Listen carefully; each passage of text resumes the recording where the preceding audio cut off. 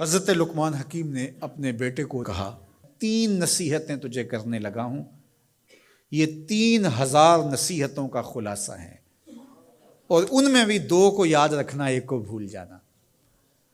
تو بیٹا ہمہ تنگوش ہو گیا، تو حضرت لقمان بولے جو نیکی کی ہے اس کو بھول جانا، جو نیکی کی ہے اس کو بھول جانا، اور موت کو اور اپنے رب کو یاد رکھنا۔ یہ میری ساری نصیحتوں کا خلاصہ ہے۔ جو نیکی کی ہے وہ بھول جانا، چاہے وہ کسی شخص کے ساتھ کی ہے، چاہے وہ نیکی عبادت کی صورت میں ہے، چاہے وہ ریاضت کی شکل میں ہے، خدمت انسانی ہے، کسی رشتہ دار کے ساتھ نیکی کی ہے، تو کہا بھول جانا جس طرح کی ہوئی نہیں ہے۔ حضرت معاذ بن جبل رضی اللہ تعالیٰ عنہ حضور کے روضہ انور کے سامنے بیٹھ کے رو رہے تھے۔ حضرت عمر گزرے تو پوچھا اے معاذ کیوں رو رہے ہو؟ کہا صاحب مزار کا ایک فرمان یاد آیا جس نے رلا دیا۔ کہا وہ کیا فرمان ہے؟ کہا ایک دن حضور نے کہا تھا ادنا سی ریا بھی شرک ہے، تھوڑی سی ریاکاری بھی شرک ہے۔ اللہ صرف اس عمل کو قبول کرتا ہے جو محض اس کے لیے کیا جائے۔ تو نیکی خالص اللہ کے لیے کریں گے تو قابل قبول ہے۔ اللہ تعالیٰ غیرت والا ہے، وہ کسی اور کو اپنے ساتھ شریک ہونا پسند نہیں کرتا۔ تو جب بھی نیکی کرو، یہ ثلث دین ہے، انما الاعمال بالنیات۔ اس حدیث کو علماء نے کہا ہے تیسرا حصہ دین کا اس میں ہے کہ اعمال کا دار و مدار نیتوں پہ ہے۔ نیت کا خالص ہونا شرط ہے، ورنہ محنت بھی کی، سجدے بھی کیے، خیراتیں بھی کی، سب کچھ کیا، لیکن نامہ اعمال میں 0 کو ہوگا۔ کیتی کتری پئی کھو محمد تے سکہ بنیا زردہ۔ تو ریاء سے بچنے کی تلقین کی گئی۔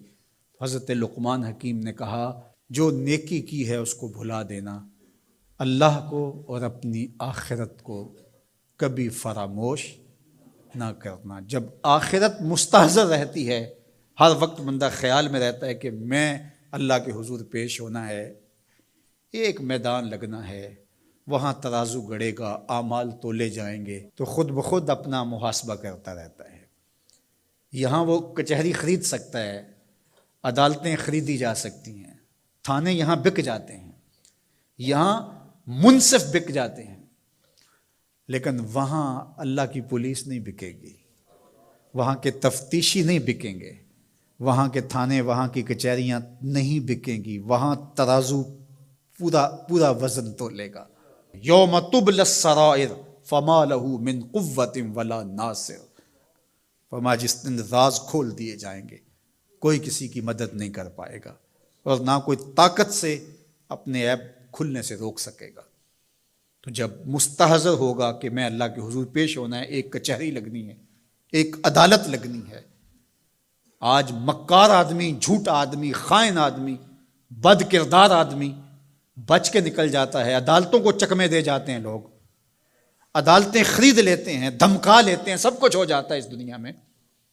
طاقتور کی کوئی بات نہیں کرتا، کمزور پھٹے چڑھا دیے جاتے ہیں، لیکن ایک عدالت ایسی لگنے والی ہے جہاں انصاف ہوگا، جہاں عدل ہوگا۔ تو اس لیے کہا کبھی اس کو فراموش نہیں کرنا، اور دوسرا اپنے رب سے کبھی بھی غافل نہیں ہونا۔ اپنے رب سے جو غافل ہو جاتا ہے وہ زندگی کے مقصد کو کھو بیٹھتا ہے، اور اسی کو رومی کہتے ہیں دنیا ہے یہ چیز، دنیا از خدا غافل بدن۔ دنیا کیا ہے؟ کہا سونے چاندی ہیرے جواہرات کا نام دنیا نہیں ہے، خدا سے غافل ہو جانے کا نام دنیا ہے۔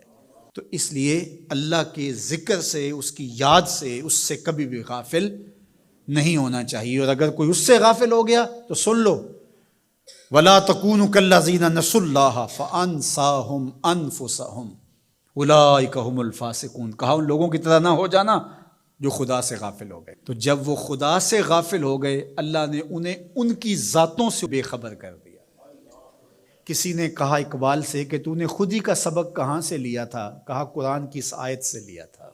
اور یہ بات ذہن میں بٹھا لیں، اپنے لیے بھی اور اپنی اولادوں کی طبع میں راسخ کریں جیسے بھی ہو سکے، کہ ایک چیز کو بھول جانا ہے، جو نیکی ہو گئی بھول گئے، اور اللہ کو بھی یاد رکھنا ہے اور آخرت کو بھی یاد رکھنا ہے۔ یہ چیز یاد رہ گئی تو سمجھ جاؤ خیر ہے،